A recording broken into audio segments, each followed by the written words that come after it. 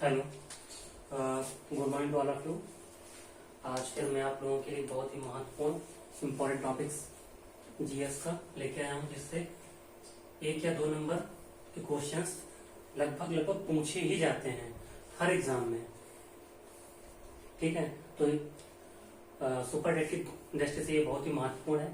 ठीक, तो आज हम लोग आगे देखते हैं, घास के मैदान पढ़ेंगे। ठीक है, टॉपिक हमारा है घास के मैदान, ग्रासलैंड। ठीक, सबसे पहले उसमें हम लोग ये समझेंगे घास के मैदान 2 प्रकार के होते हैं। ठीक है, एक होता है उष्ण, एक होता है उष्ण और एक होता है शीतोष्ण। शीतोष्ण, ठीक, एक उष्ण घास के मैदान और एक शीतोष्ण घास के मैदान। ठीक, जैसा कि आप लोग ये देख रहे होंगे, ये देखिए 0 डिग्री विषुवत रेखा, ये 0 डिग्री विषुवत रेखा है, ये 23.5 डिग्री नॉर्थ मतलब कर्क रेखा, ये है 23.5 डिग्री साउथ मकर रेखा। ठीक, ये हमारा कॉन्टिनेंटल है महाद्वीप, उत्तरी अमेरिका महाद्वीप, दक्षिणी अमेरिका महाद्वीप, यूरोप, एशिया, अफ्रीका, ऑस्ट्रेलिया। ठीक, अब हम लोग देखते हैं, पहले थोड़ा सा एक ओवरव्यू ले लेते हैं। ठीक है, जैसा कि मैंने आपको बताया था कि हमारा सूर्य जो होता है वो विषुवत रेखा से कर्क रेखा तक जाता है, कर्क रेखा से मकर रेखा तक आता है, यानी कर्क रेखा से मकर रेखा के बीच में ही वो चक्कर लगाता रहता है। अर्थात जो मकर रेखा के ऊपर के क्षेत्र हैं उन पे जो सूर्य की किरणें हैं वो तिरछी पड़ती हैं। तिरछी पड़ने के कारण वहां पर पर्याप्त धूप पहुंच नहीं पाती है। ठीक है, और ऐसे ही इधर मकर रेखा के इधर की जो सूर्य की किरणें पड़ती हैं वो सब तिरछी पड़ती हैं, जिसके कारण पर्याप्त धूप पहुंच नहीं पाती, जिसके कारण कर्क रेखा से ऊपर और मकर रेखा से नीचे वाले भागों में कैसे घास के मैदान पाए जाते हैं? शीतोष्ण घास के मैदान पाए जाते हैं। ठीक है, क्योंकि विषुवत रेखा पे तो सूर्य हमारा सालों भर चमकता है। ठीक है, और ये विषुवत रेखा से कर्क रेखा तक जाता है, कर्क रेखा से विषुवत रेखा तक आता है, फिर विषुवत रेखा से फिर मकर रेखा जाता है। यही साल भर वो चक्कर लगाता है, यानी कि कर्क रेखा से विषुवत रेखा, विषुवत रेखा से मकर रेखा और मकर रेखा से फिर विषुवत रेखा और विषुवत रेखा से फिर कर्क रेखा की ओर जाता है। तो यहाँ पर जो सूर्य चक्कर लगाता रहता है, तो यहाँ पर सूर्य की किरणें जो है वो पर्याप्त पड़ती हैं और उमस भी होती है, जिसके कारण काफी बारिश भी होती है। लेकिन कर्क रेखा से ऊपर और कर्क रेखा से नीचे और मकर रेखा से नीचे के भाग में सूर्य की किरणें क्या होती हैं? तिरछी पड़ती हैं, और तिरछी पड़ने के कारण वहां पे सूर्य की किरणें पर्याप्त पहुंच नहीं पाती हैं, जिसके कारण शीतोष्ण घास के मैदान पाए जाते हैं। कहाँ पर? कर्क रेखा से ऊपर और मकर रेखा से नीचे, और कर्क रेखा से विषुवत रेखा, विषुवत रेखा से मकर रेखा के बीच में। ठीक है, कर्क रेखा और मकर रेखा के बीच में उष्णकटिबंधीय घास के मैदान पाए जाते हैं।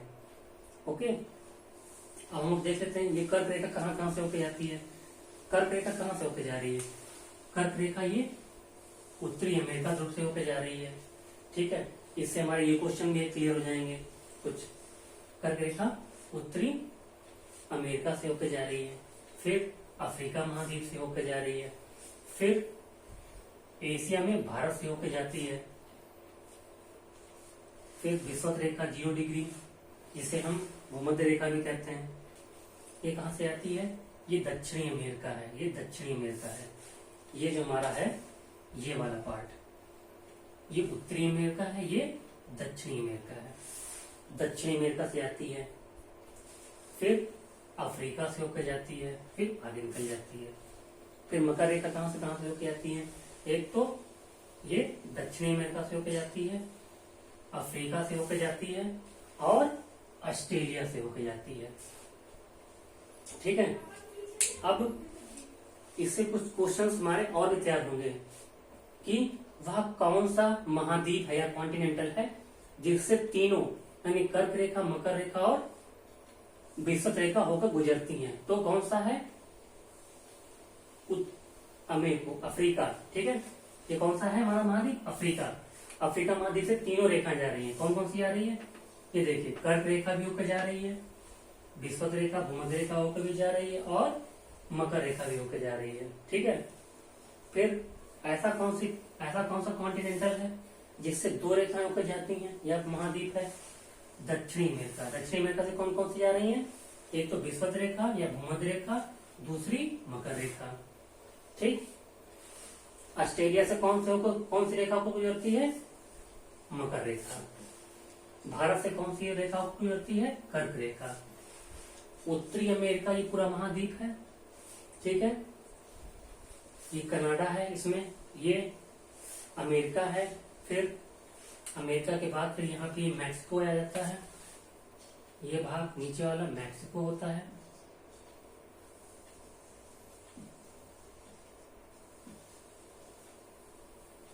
ठीक है। ये पूरा कनाडा है, यहाँ सालों भर बर्फ जमी रहती ज्यादातर। इधर अलास्का, ये हमारा ग्रीनलैंड है, ग्रीनलैंड।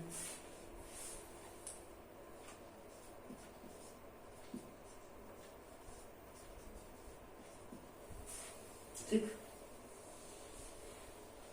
तो हम अपने मूल के टॉपिक पे आते हैं, घास वाले मैदान पे। तो कर्क रेखा और मकर रेखा, ठीक, कर्क रेखा और मकर रेखा के बीच में जो घास के मैदान पाए जाएंगे वो कैसे होंगे? उष्ण कटिबंधीय, ठीक है। उष्ण कैसे होंगे? उष्ण कटिबंधीय, ठीक है। और शीतोष्ण कटिबंधीय कहाँ पाए जाएंगे घास के मैदान? कर्क रेखा से ऊपर और मकर रेखा से नीचे, ठीक है। तो आइए हम देखते हैं, ठीक। ये प्रेरी नंबर 1, प्रेरी नंबर 1 घास का मैदान कौन सा है? प्रेरी, ठीक है। प्रेरी पाया कहाँ जाता है? पहले है कैसा कि कर्क रेखा से ऊपर पाया जा रहा है, तो कर्क रेखा से ऊपर और मकर रेखा से नीचे कौन से घास के मैदान पाए जाते हैं? शीतोष्ण। तो ये कैसा घास का मैदान है? शीतोष्ण। कैसा है? शीतोष्ण घास का मैदान है, ठीक। कैसा है? शीतोष्ण घास का मैदान है, ठीक। और फिर ये कनाडा और अमेरिका के मध्य में, यानी यूएसए और कनाडा के बीच में पाया जाता है। सब कुछ भाग कनाडा में, कुछ भाग अमेरिका में पाया जाता है। तो प्रेरी घास के मैदान जो है वो अमेरिका में भी पाए जाते हैं और कनाडा में भी पाए जाते हैं। और इनकी खास बात है, यहाँ पर ज्यादातर गेहूं की खेती होती है, ठीक है। गेहूं यहाँ पे बहुत उगता है, ठीक है। फिर देखिए, अब हम एक कॉन्टिनेंटल तो हो गया हमारा उत्तरी अमेरिका कॉन्टिनेंटल, उसमें कौन से पाए जाते हैं? प्रेरी घास के मैदान पाए जाते हैं, क्योंकि कर्क रेखा से ऊपर है तो शीतोष्ण घास मैदान होंगे, शीतोष्ण घास मैदान होते हैं, ठीक है। पाए कहाँ जाते हैं? अमेरिका और कनाडा में, ठीक है। ये कनाडा वाला भाग है, ये लाइन के ऊपर वाला, ये अमेरिका है, ये मैक्सिको है। तो कनाडा में पाए जाते हैं और अमेरिका में पाए जाते हैं। यहाँ पर क्या होता है? गेहूं की खेती ज्यादा होती है, ठीक है। फिर हम आते हैं दक्षिणी अमेरिका में, ठीक। फिर देखिए, दक्षिणी अमेरिका में सबसे पहले लानोज कहाँ पर है? कर्क रेखा के और विषुवत रेखा के मध्य में। तो एक ऐसा घास का मैदान होगा, आप लोग बताइए खुद ही। उष्ण घास का मैदान कैसा होगा? उष्ण घास, ठीक। उष्ण घास, अभी मैंने बताया था आप लोगों को कि कर्क रेखा, विषुवत रेखा और मकर रेखा, यानी कर्क रेखा और मकर रेखा के बीच में जो घास के मैदान पाए जाएंगे वो कैसे होंगे? उष्ण घास के मैदान। यहाँ पर ये उत्तरी अमेरिका में, यहाँ पर ये एक देश होता है वेनेजुला, ठीक है। यह है वेनेजुला। यहाँ पर पाए जाते हैं लानोज घास के मैदान पाए जाते हैं, जो कि उष्ण कटिबंधीय होते हैं, उष्ण घास के मैदान, ठीक है। उष्ण घास के मैदान। फिर ये देखिए, उत्तरी अमेरिका में, दक्षिणी अमेरिका में एक नदी बहती है, अमेजन नदी, ये है, ये अमेजन नदी बहती है, ठीक है। तो इसे क्या कहते हैं हम लोग, ये अमेजन नदी भूमध्य रेखा के आसपास होकर जाती है। तो ये जो पूरी घाटी होती है इसे कहते हैं अमेजन नदी घाटी। क्या कहते हैं, अमेजन। अमेजन नदी यहां से जाएगी वहां पे कहेंगे अमेजन नदी घाटी। और अमेजन नदी घाटी में कौन से घास के मैदान पाए जाते हैं, सेल्वास। सेल्वास घास के मैदान कहाँ पाए जाते हैं, अमेजन नदी घाटी में। ठीक है। फिर देखिए ये कर्क रेखा और मकर रेखा के बीच में है, तो कैसे घास के मैदान होंगे ये है उष्ण घास के मैदान। कैसे हैं, उष्ण। ठीक। फिर देखिए, फिर यहां पर ये हमारा देश है ब्राजील। ये यहाँ पे देश हमारा है ब्राजील। ठीक है। ब्राजील में कैंपोज घास के मैदान पाए जाते हैं। ठीक, कैंपोज घास के मैदान पाए जाते हैं। कैसे होंगे, क्योंकि कर्क रेखा और मकर रेखा के बीच में है, तो इनकी स्थिति कैसी होगी, उष्ण घास मैदान। कैसी होगी, उष्ण घास के मैदान होंगे। ओके।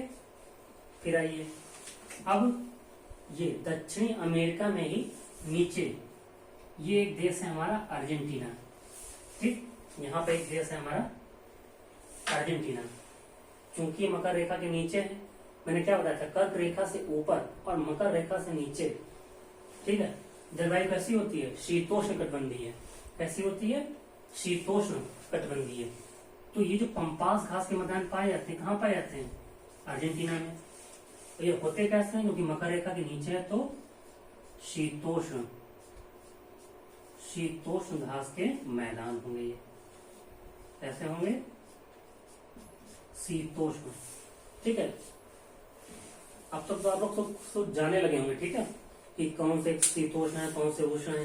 कर्क रेखा और मकर रेखा के बीच में है तो वो उष्ण घास के मैदान है। कर्क रेखा से ऊपर, मकर रेखा से नीचे सब कैसे पाए जाते हैं, शीतोष्ण घास के मैदान पाए जाते हैं। ठीक। फिर देखिए, ठीक, ये हमारा क्या है, यूरोप। ये भाग जो हमारा है यूरोप, ये यूरोप है।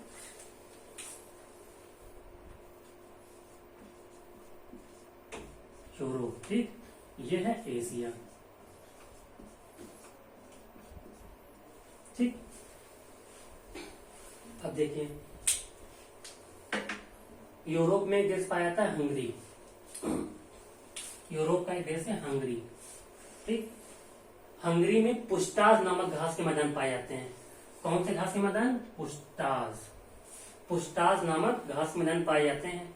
क्योंकि ये कर्क रेखा से ऊपर है, तो कर्क रेखा से ऊपर की जलवायु कैसी होती है, शीतोष्ण। कैसी होती है, शीतोष्ण कटिबंधीय है।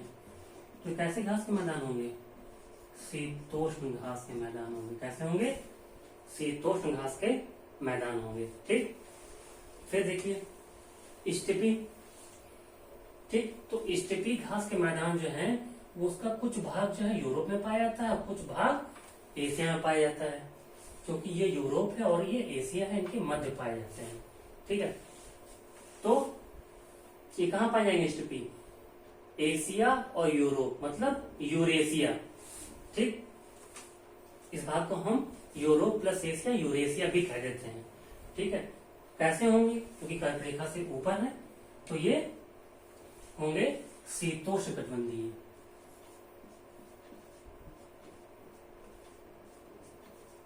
शीतोष्ण कटिबंधीय होंगे। ठीक है। फिर देखिए नायूक। तिब्बत में पाए जाते हैं, कर्क रेखा से ऊपर है, तो कैसे होंगे, शीतोष्ण कटिबंधीय होंगे। ठीक है, शीतोष्ण कटिबंधीय होंगे। ठीक। अब हम लोग देखेंगे कहा, अफ्रीका में, अफ्रीका महाद्वीप में। ठीक, ये हमारा अफ्रीका महाद्वीप है, जिससे तीनों रेखाएं को गुजरती हैं, कर्क रेखा, मकर रेखा और विषुवत रेखा। ठीक है। ये हमारा एक ऐसा अकेला कॉन्टिनेंट है जिससे तीनों रेखाएं होकर गुजरती हैं। और दक्षिणी अमेरिका से दो रेखाएं को गुजरती हैं, एक विषुवत रेखा और एक मकर रेखा। ओके। अब देखिए अमेरिका में, वो अफ्रीका में, अफ्रीका महाद्वीप में, ये अफ्रीका महाद्वीप हमारा है पूरा, अफ्रीका महाद्वीप है। ठीक।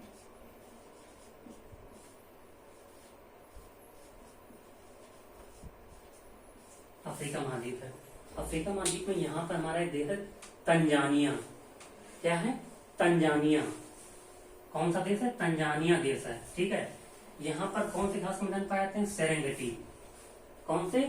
सेरेंगेटी घास के मैदान पाए जाते हैं। सेरेंगेटी घास के मैदान पाए जाते हैं क्योंकि ये कर्क रेखा विषुवत रेखा के मध्य में। फिर कैसे घास के मैदान होंगे? उष्ण। कैसे होंगे?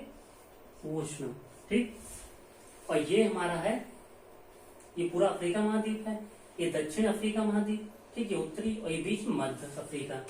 ठीक है। तो सवाना घास के मैदान कहाँ पाए जाते हैं? मध्य अफ्रीका में। मध्य अफ्रीका सवाना घास के मैदान पाए जाते हैं मध्य अफ्रीका। ठीक है। और कैसे होते हैं? क्योंकि कर्क रेखा मकर रेखा के बीच में है, तो कैसे होंगे ये? उष्ण। कैसे होंगे? उष्ण कटिबंधीय होंगे। ठीक है। फिर देखिए, फिर ये हमारा है, ये दक्षिणी अफ्रीका, ये क्या है? ये देश है, कॉन्टिनेंटल नहीं है। कॉन्टिनेंटल तो पूरा अफ्रीका महाद्वीप हमारा ये है, और उसमें ये दक्षिणी अमेरिका देश है। दक्षिणी अमेरिका देश मकर रेखा के नीचे आता है। ठीक है। तो मकर रेखा के नीचे आता है, तो वहां पर कौन से घास के मैदान पाए जाते हैं? बेल्ट्स। बेल्ट्स जब मकर रेखा के नीचे आते हैं तो कौन कैसे होंगे? शीतोष्ण घास के मैदान होंगे। कैसे होंगे? शीतोष्ण घास के मैदान होंगे।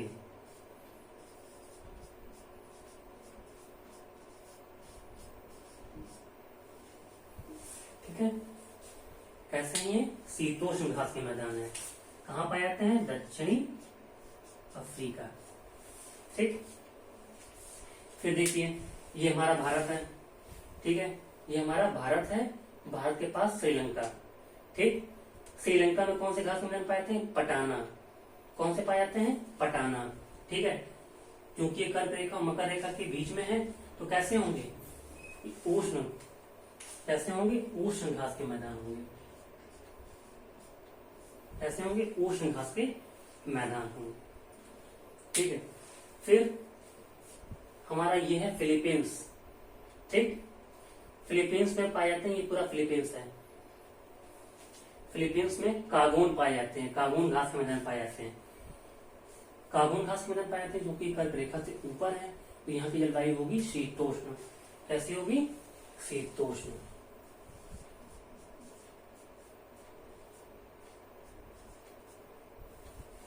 शीतोष्ण होगी। ठीक। फिर ये देखिए, ये है हमारा ऑस्ट्रेलिया महाद्वीप। ठीक।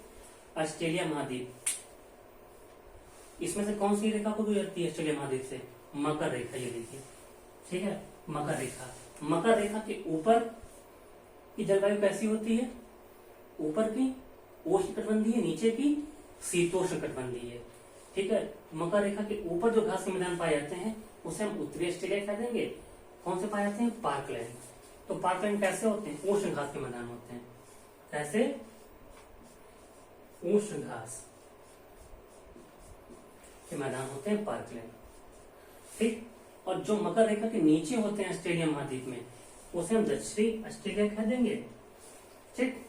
और हम, ठीक, कभी कभी उत्तरी या दक्षिणी लिख के आता है, कभी कभी नहीं आता है। ठीक है। अगर ऑस्ट्रेलिया भी लिख के आएगा तो पार्कलैंड आ जाएगा, तो हम ऑस्ट्रेलिया लिख देंगे। ठीक है। समझने के लिए है इस बात। डाउन्स ये कैसे होते हैं? ये होते हैं हमारे शीतोष्ण, क्योंकि मकर रेखा के नीचे हैं। ओके। शीतोष्ण घास के मैदान। ठीक। तो आप लोगों को काफी समझ में आया होगा। ठीक है। एक बार फिर से मैं आपको रिवाइज कर देता हूँ। ठीक।